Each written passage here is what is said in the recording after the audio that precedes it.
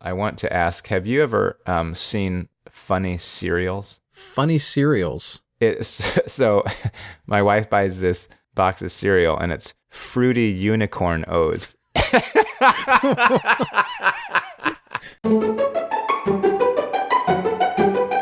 Welcome back to Reason Together, the podcast for Christians who think about stuff. I'm Thomas, here with Daniel for another episode. Yes, glad you're back. I'm looking forward to it. Yeah, me too. How are you this morning? Doing well. My family's coming in from out of town, so oh, that's right. So I'm famished and barely holding on, and not really. I had to hold body and soul together for a week. Right. But and I had to put up with the cats and water the flowers, make my own meals. Oh, cats and flowers. Two things I'm allergic to. Yeah. So anyway, I'm doing well. How about you?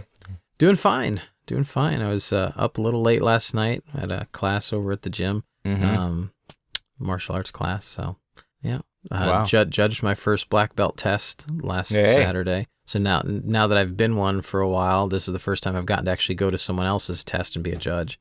Right. And it's so different being on the other side of it now. You feel the nerves for them. And you can see the look of terror on their faces. And it's like, there's so much empathy for them because it's like, I remember this from last year. But it went well. It was good.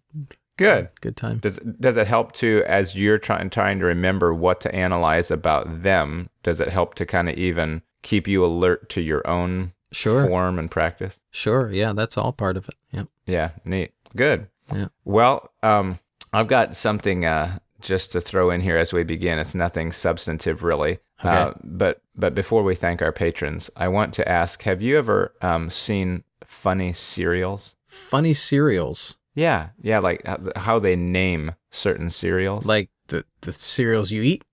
Right. Okay. Like a breakfast cereal. I don't know that I've seen funny ones necessarily. I can't say that I've ever looked at a cereal box and actually started laughing. Really? Well, yeah. We almost did, and it struck one of my sons at least the same way it did me. I didn't just like belly laugh, but you're just like, anyway. So my wife buys this box of cereal, and it's Fruity Unicorn O's. Fruity Unicorn O's. Unicorn O's. Yeah, like what? I mean, it's an O. Okay, so it's in the shape of an O. So basically, it's a Fruit Loop wannabe, right? But Fruity Unicorn O's. That's interesting. They might as well make it, like tangy iPhone O's or something. Right. I mean, it's just you're just like stuffing a noun in there. I mean, what is a unicorn O? Is it meant to be like some sort of anatomical part of a unicorn shaped like an O? I mean, is it just unicorn because it's multicolored, or? I'd guess the multicolored / people like unicorns and kids like unicorns. So throw it on the cereal box and unicorn. Sure. O's. Yeah, I want that one. And why O's? I mean, I've seen other cereals where they can make whatever letter they want. What's the big deal with O's? Why not? I bet they're why not unicorn L's? Or unicorn M's. Because the unicorn W's kept breaking off. I guess. Oh, man. So, all right. Yeah. Well, thank you to our patrons for putting up with our sometimes nonsensical observations of very mundane things in the real world. Right. We do thank you for your support of this podcast. Yes. And for sharing it, listening to it. Yeah, and if you're a regular listener and not a patron and you're wondering what all this patron stuff is about, you can become a patron of the podcast. Those are the people that donate towards our little podcast venture here over at patreon.com/reasontogether. You can become a member there for as little as $1 per episode. And you can always set a cap on how many episodes you would like to support per month. And you can always back out at any time. There's no contracts or anything like that. It's something people do of their free will, and we sure appreciate it with the help that gives us here. So. Yeah, and if you're joining us, whether you're new or experienced with the podcast, we like to hear from you. Yeah. What are some questions that you have? Do you differ with what we're saying or what we're thinking. You have another angle on it, or you just entirely disagree. We want to hear about that. So feel free to let us know at reasontogetherpodcast@gmail.com. Yep. And exciting things are happening at our website home, which is reasontogether.fm. We now have the Reason Together blog there, where honestly, neither Daniel, well, I think I put one out. Yeah, I did. I put one out. Okay. But really, the other writers have just kind of taken up the mantle there and written really great stuff. I mean, there's 6 articles there from other writers, various different men. Some are pastors, some are not. And just really great content, and they kind of fit the attitude and the spirit of what we were looking for as far as articles go.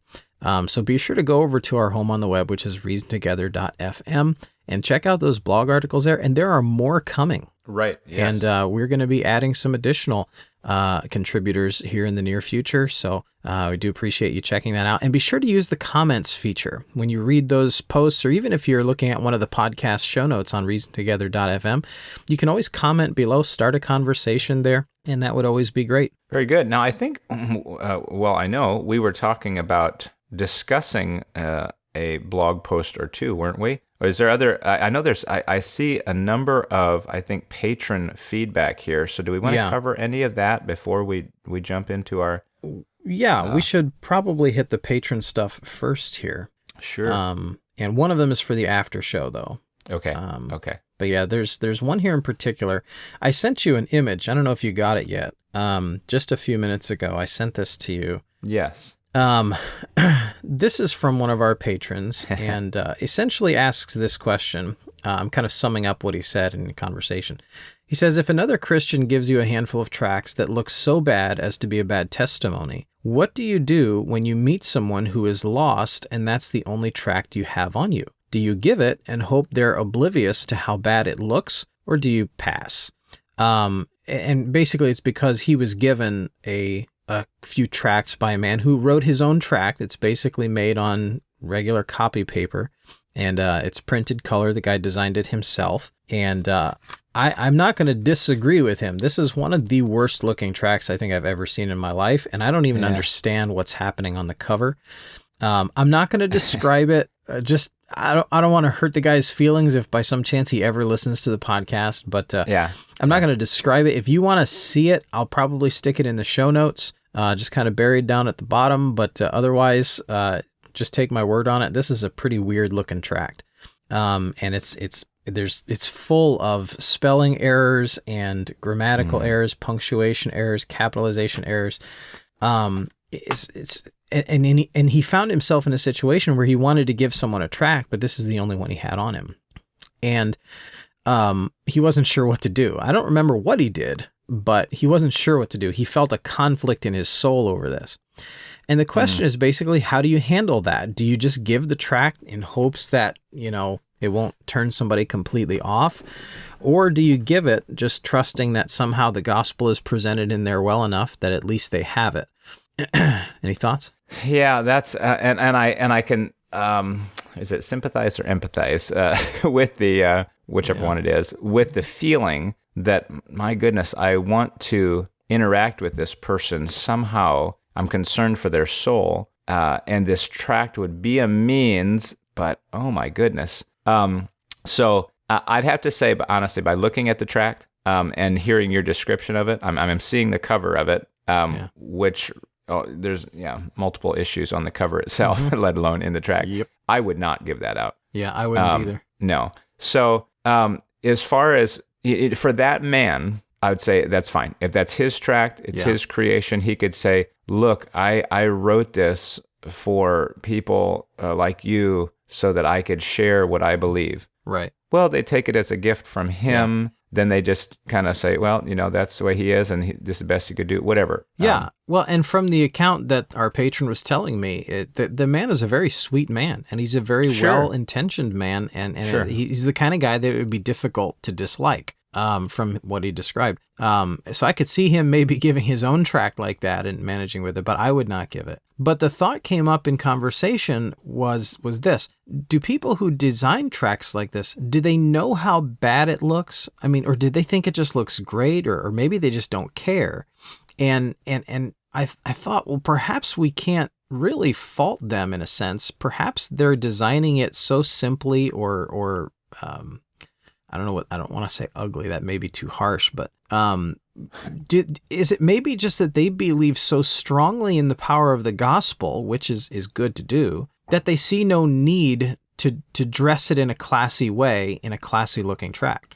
I've got a few thoughts on this. And number one, now I know you make a mistake when you think that everybody thinks like you do, but Yeah. I could see people say in the fundamental Christian sphere balancing or trying to balance the need for a gospel tract and stewardship, and say a lack of graphic design experience. So basically, they're doing as good as they can do, they feel like. Right. And they're mixing that with being a good steward. So, well, we kind of make we put it on regular paper, because honestly, it's not really expensive to make your own tract if you know how to do it, I think. But how many people really, number one, know how to get around on graphic design, and then how to lay it out in the right size, and then get it to a printer and order the right, those are steps that are difficult for a lot to take. But you'd think that a printing company or a publishing company, and I'm thinking of one in particular, and theirs are okay, but that they would turn out things that would at least be, say, glossy, or have normal images on it, things like that. So anyway, I wonder if you have to be careful in saying, well, I want to do the Lord's work, but I want to save some money over here. And well, we got to be careful about how you do that. And also, I wonder if people, I'm quite confident that people misunderstand the scriptural phrase that his word shall not return void. Yes, that's our patron brought that up when I was talking with him about this. Okay. Yes. You can't expect, say, well, his word won't return void. Well, what does that mean? So like if I go up to somebody and I just start screaming the gospel at them, or if I just I take a handful of tracts and I go into a crowd of people and I just indiscriminately throw them in the air. Yeah. Say, well, his word won't return void. Real? I mean, what does that mean? Like, anytime his word goes out physically, it just like, all of a sudden it starts doing something. That it'll do something good. The thought is that it'll always have a good response in some way, even a way you can't see. Right. And actually, this was one of the next blog articles I was hoping to write. On our site, was because I'm kind of on a track right now of verses that we've always thought one thing that turn out to mean another. So that was my first blog post I put out was about Romans 11, a verse in Romans 11. And I'm thinking of doing this one next about God's word not returning void. And in talking with our patron, one of the things I said to him was that if someone refuses the gospel and then someday they stand before Christ and they're told, "Depart from me, ye cursed, I never knew you," that word that you gave them did not return void. It actually was used, in a sense, to stand in justice against that individual. And that may not be the outcome you would have wanted. You would have wanted to see them repent and believe. But the fact that his word was not void means it wasn't worthless. It wasn't empty. God himself will use the opportunities that these people had to receive the gospel and refused to stand in judgment further against them on Judgment Day. And in that sense, it did not return void. Yeah, and I would even still question that, because I feel like if someone gives it, and there's a difference here. There's a difference between giving it poorly, like here's a guy stammering and stuttering through because he's so nervous and he's trying. I think the Lord can work through that because the person's being obedient. Amen. But if someone is caustic or demeaning or even deceptive in the way that they use verses of scripture, they'll take the verse and they'll draw it out and they'll use it to be a jab or to mean something that it really doesn't exactly mean. Right. In that way, then, I think that person stands responsible before God for distorting the image of God to another person.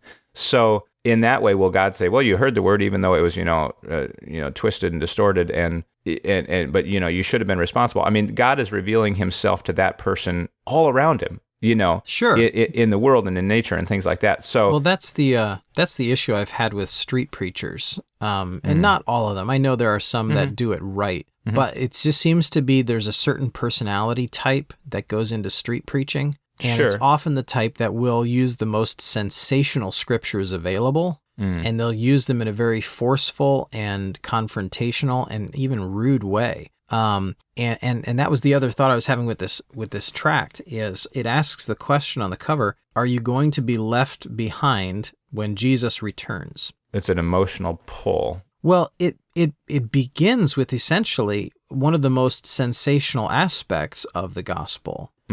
So like, as a Christian, I believe Jesus will return.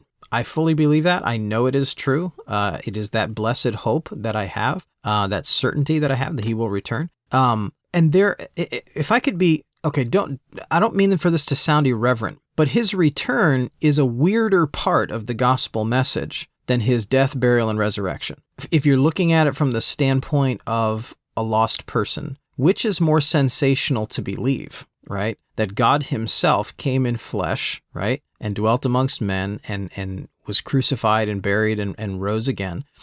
Is it more sensational to believe that, or is it more sensational to believe that this figure is going to come in the clouds, in the air, and he's going to snatch away everybody from the world all at once, and then, eventually he's going to, judge the world? I mean, coming in the clouds, in the air, and all this, that sounds pretty weird to a lot of people. So much so that Peter himself writes about this, that the scoffers are primarily going to be scoffing about his return. Interesting that you bring up the sensational aspect of that.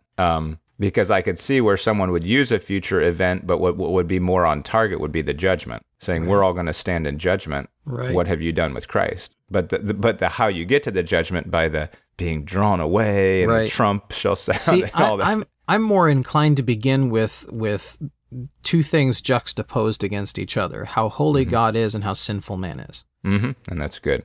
I'm more inclined to begin with that. Number one, because that's not sensational, that's intuitive. People get that. If they do acknowledge God, which I think everyone does in some sense, even the atheists, they believe God exists in some sense. They would have to acknowledge that if he's God, he has to be holy and righteous, more so than human beings who are sinful and depraved. I think that's intuitive. But to begin with this sensational, when Jesus comes, you're going to be left behind. It's like, why do we have to begin with the most, dare I say, caustic part? The least intuitive part for a lost person's mind. Simply start with sin and then go from there. Yeah, which is dealing with the core issue is their sin, right? And obviously redemption, reconciliation, instead of but if I'm separated from my wife, and to me that's an emotional plea. Yeah, and so going to the formatting issue, I think formatting it to be sharp, attractive, classy is not a waste. It's developing the presentation to be consistent with the nature of the message. This is a high quality message. This is something you ought to listen to, and I'm presenting it in such a way that represents it as a high quality message. I like what you said there. I like that. Okay.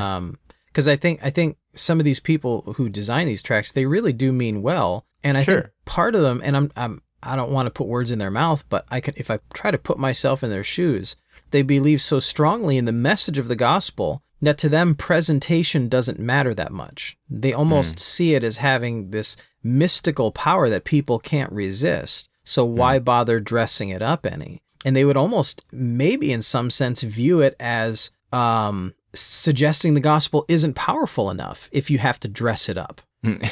But I like what you said there, that you're trying to imbue it with a quality of class that is appropriate to the class of the message itself. And the message of the gospel is a classy message. It is a sharp, well-done message. Yes, and I could see where I'm kind of anticipating maybe some objections here. On the one hand, not everybody can deliver the gospel with the same finesse, if you put it that way. They're not as well worded or not as comfortable in conversation like that. So they're going to do the best they can, and that's fine. But the point is that they do the best they can. Right. Their manner of speech is appropriate to the message. They're reverent. They're respectful about what they're saying, or they do it in an appropriate way. And this may sound kind of off a little bit, but I'm thinking about our church buildings. We say, well, a church building is just a place for us to meet, and the Catholics, they're the ones that, poured gold over everything and had mosaics, and it became this like grand art piece that, stood in the middle of an impoverished people. Right. And because they were showing the grandeur of God. And we don't do that with our churches. Okay, true. But our churches shouldn't look dumpy either. Sure, right. So there is a balance. And there was another thought I had, but I don't remember. But with a gospel tract, it's not. I don't think it's a waste to have it, look sharp. Now, Sure. I think about even you've experienced this more with, and I don't want to get way off topic, but say with missionary presentations, some people seem obsessed with the idea that it look sharp. That this is like boom, boom, boom, like it's got the video and everything integrated so nicely. And you're like, man, that is a sharp missions video. Yeah. Which has little bearing on whether the missionary is actually going to be good or not. Right. It's just the presentation. But I guess going back to the tract, the message, if worded well, if it is presented well and it's put in a nice package, it's the same as me wanting to present myself in a clean, put together way. Right. Now, it doesn't mean that I won't, witness to somebody if I've got my work clothes on. But Right. again, your whole manner of presentation and of speech and of your attitude and of your approach to them mirrors what you think of God. Right. And anyway, I think that has a bearing on Good. tracts. Well, if you listeners have any thoughts on that, reasontogetherpodcast@gmail.com. Moving on, I kind of would like to get in this one about gut feelings. Okay. And then maybe try to get this last patron response here before the end of the episode. Sure, and this is pretty new to me here. So Yeah, this one is from a listener who would like to remain anonymous. Mhm. Says, hello, I have a question that I've been mulling over for some time and would appreciate your thoughts on. What, if anything, does the Bible say about the idea of following your gut? For context, some time ago, there was a situation where I asked privately that one of my children not be allowed to be alone with a particular individual in our church. There was no concrete reason for my reaction to this person, just a deep feeling that it was not a safe situation. I couldn't ask that they not help in children ministries at all, since all I had was a gut feeling, but it was strong enough that I felt I needed to at least set a boundary where my own child was concerned. This person was no longer in our church within a few months of my request, and I have no way of knowing if my concerns were justified. I've struggled in my own mind since about whether I was being paranoid or overly protective and even unkind versus being wise and foreseeing the evil. I want to be a person who sees the best in others, who thinks on things that are true and lovely and pure. What are your thoughts about this? Thank you in advance. I always enjoy your conversations and insights. And that is from Anonymous. All right, my gut feeling on that is, were you being overprotective and unkind? Heavens, no. No. I take that very seriously. Yes. The protection of my kids, and whether you could lock in a specific reason, your discernment faculties were somehow registering something doesn't match. There's something, and whether you can pinpoint it or not is not entirely the issue. You have the entire prerogative as a parent, the responsibility of protecting your kids. And so if you sense a concern there, I see no problem whatsoever with a request like that. I have heard this referred to as a built-in creep alarm. And I think the sensitivity of that can be heightened with scriptural wisdom, honestly. One of our family's memory verses from a few months ago was Proverbs 2:11 and 12. It says, "Their discretion shall preserve thee, understanding shall keep thee, to deliver thee from the way of the evil man, from the man that speaketh froward things." And the thing is, the Bible doesn't tell you who in the world is safe and who is not safe. You have to have some sort of extra biblical understanding in a sense. And I mean that in a good way, meaning a wisdom about things of life that the Bible doesn't clearly tell you about. Like, is this man safe for my kid to be around? The Lord gives wisdom, this discretion, and it's meant to preserve. It's meant to give understanding. And I think that's exactly what she felt there when her creep alarm went off about this individual. And I mean, really, what would you rather have? Would you rather momentarily insult somebody, maybe even wrongfully? I suppose you could fix that with an apology, but would you rather have that situation or a situation where something horrible has happened to your child? I mean, the solution there is clear, right? Yeah. Preserve your child. But yeah, I think that's good prudence there. But one of the things she said towards the end of her question was, I want to be a person who sees the best in others, who thinks on things that are true and lovely and pure. There, I think she's kind of indirectly referencing Philippians, where it talks about whatsoever 4:8, things are, pure and honest, just, and the whole list of things we're supposed to think on. And I wanted to say this about that verse does not force us to be obliviously optimistic of people.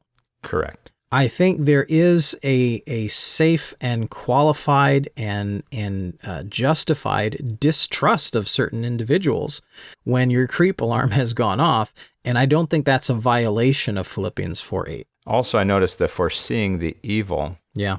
there, and you may not, again, be able to strictly define the evil that you see, but if you at all question that, you have to give yourself time to discern, and what I see is what I'm seeing indicative of any evil at all or not. And if you're not convinced yet, don't move forward. In some ways, I mean, that would, if there's an opportunity, if there's what's the word I'm looking for? If there's the choice, Yeah. the option, that's what I'm saying, to not move forward. Yeah. I think, and maybe I stole this from you, but the idea of Proverbs wisdom is the idea of having a savvy about life, that you simply know how to move through this world because the Lord has imported into you by scriptural studiousness and being filled with the Spirit. He has imported into you a wisdom that thinks like he thinks in some sense. Not omniscience, but simply a practical wisdom of how to move through this life, what the Lord himself would do if he was in your place at that moment. That is what biblical wisdom is. And it enables us to make decisions about all sorts of things that the Bible does not directly speak to or cover. And I think that's what she's experienced here. And who knows what could have gone wrong had she not obeyed that creep alarm. But yeah. Good. I'm glad that you asked. I appreciate that. And I can certainly resonate with the desire to protect and just being, like Tom said, you especially in our generation, unfortunately, there's by and large, you sort of bend the needle towards distrust. Yeah. Until you really, really know. Right. And you question sometimes whether you ever really know. Yeah. Yeah. The heart of someone. Right. Yeah. But I can echo that. I don't. I guess I have trust issues with other people. That's maybe what you call it. I have a difficult time trusting others, but Sure. But no, I mean, if the decision is either insult you versus protect my child, I'm going to insult you all day long. That's just how it's going to be. So, all right. Well, I hope that that helps at least give you our reassurance and confidence there. Yeah. Good. What else did you want to? Let's see. Boy, that went faster than I thought. I thought that one would take longer. We've got one from a patron here. This is from Stephen. And he says, you were talking about being afraid to talk to people, and you got onto the subject of being willing to admit you don't know, and gave an example of walking into a store and saying, I don't know much about blank. Would you help me? I think the real difficulty arises when, let's say, you've been training under a radiologist for 2 months or 2 years. I like the personal reference there. He gives me radiology shout out. Training under a radiologist for 2 months or 2 years even, and get to a spot where you have a question and should know the answer, but haven't been paying close enough attention or studying like you should, then that person may try to answer the problem based on guesses because they think they should know or are ashamed that they don't know. I see this in Christian circles as well. Someone gets out of church for a while and it's almost too hard to come back and catch up as a Christian. They've been out of it, and when they come back, even though everyone is happy to see them, they feel like they have to now answer for being gone, and the reproach is seemingly too much to bear, so they stay gone. Most of which they've conjured up in their heads, of course. Right. Like, I mean, how many times are people really going to be as judgmental as they feel like they're going to be? And Right. yet it still goes back to a humility issue of willing to acknowledge who you actually are and where you're actually at. And saying, well, I should be there. I should know this, and it's my own fault that I don't. Right. One thing I thought about as you were reading that, and I'm not attributing this to a lack of study necessarily. I'm just demonstrating the willingness the transparency to say, I don't know. In my own ordination council, so these men are. I've sent out these theology papers in advance and on different doctrines. The way we do our ordination councils is that each man is assigned an aspect of systematic theology, a certain doctrine, and he questions on that doctrine. And then there's a follow-up where the other men have a few minutes to ask a question they felt like wasn't asked or answered adequately, whatever. Yeah. So anyway, one of the men must have asked me a certain question, and we were talking about a certain subject, and one of the older preachers said, "Now, why do we believe that?" Amongst his peers was asking the question, "Now, why is it that we believe that?" And I always appreciated that. Right. Because here he is going, I'm still not really sure why, what really our grounding is there. Yeah. But it wasn't like, well, I mean, I should know. We're all saying that we believe that, so I'm just going to go along. He kind of just asked the question. Now, why do we believe that? From what I remember, kind of is it how that went. And so I appreciate that. And what he's targeting here is not just admitting though that you don't know. It's realizing you should know this thing and you don't. And so then it's the added. It's not simply that I don't know. It's that, okay, well, I haven't studied. I've been lax. I've been lazy. I've been goofing off, whatever. And so I don't know what I should know. And so it takes that extra level of humility, doesn't it? Not just that I'm dumb, but I'm dumb because it's my own fault. Right. I trained one radiologic technologist once where she was asking me repeated questions about equipment that she should have known its function. And procedures that she should have known the functions. I mean, stuff that my jaw almost hit the floor because she said she'd been doing this 14 years and she didn't know some of the basic things. And she asked so many times, what is this? I don't know. What is this? I don't know. So many times that it kind of became clear she really doesn't know. She should start back over again. And the person we ended up hiring actually was someone who also occasionally said, I don't know that. But it wasn't all the time that she was saying that. And when she didn't know, she was willing to say she didn't know. And I guess what I've learned from experience with that is there's no loss of respect for someone who occasionally says, I know I should know that, but either I forgot it or I missed it somehow. Can you show me what that is? There's no loss of respect for such a person unless you're doing that all the time about everything. And I remember at my ordination council, your advice to me and Pastor Dietrich's advice to me, probably the biggest advice you gave was, if you don't know, just say, I don't know. That's good advice.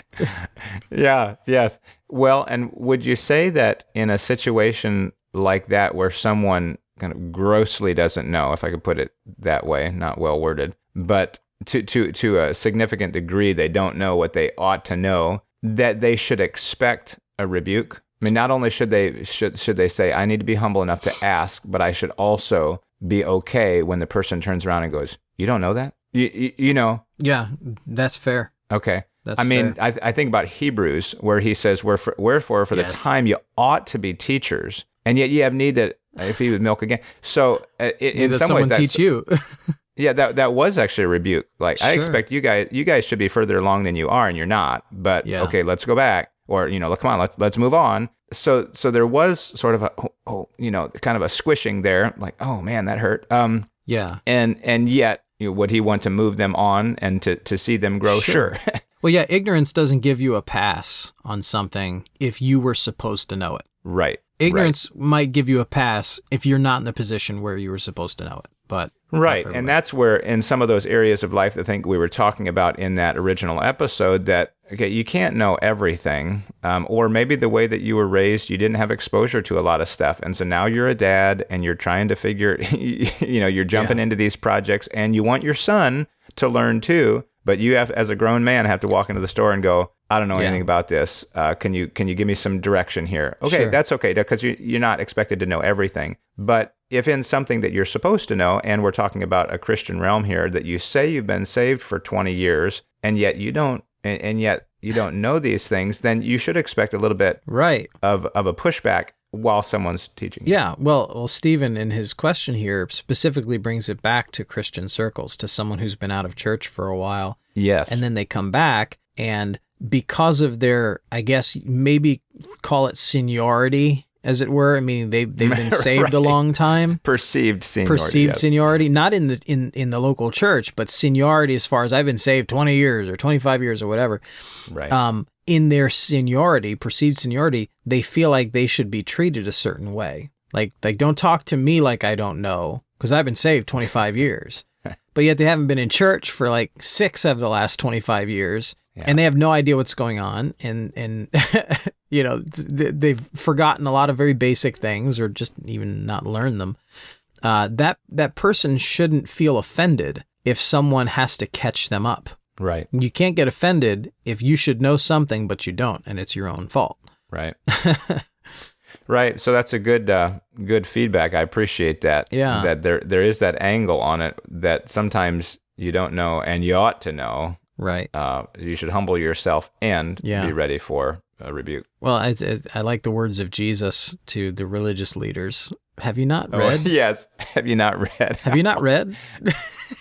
I mean, obviously that was the perfect response. It was from the Son Yeah. of God. It couldn't be anything less than perfect. Right. And yet it was a dig. I mean, it's just here's these people that were Yeah. that perceived themselves so learned, Yeah. and people who knew the words of the law. Have you not? I gotta do be you guys know how honest. this game is played? I got to be honest. I have used that. I have used Jesus' use of that to justify my use of it. I have used Yeah. that. Have you not read? Have you not read? And then show them where they haven't read. Yes. All right. Well, this Apple Podcast reviews here. Yeah. You want to mention that, or is that for later? No, we can mention that. If you haven't been over yet to Apple Podcasts to review the Reason Together podcast, I'd encourage you to do that. If this has in any way been a help to you, if we've earned a 5-star review, we'd appreciate that. If you go over to Apple Podcasts, find the Reason Together podcast there, leave a rating, a star rating, and then write a quick sentence or two review what you liked about the podcast. If you didn't like it, don't go over there. Yeah, just leave it alone.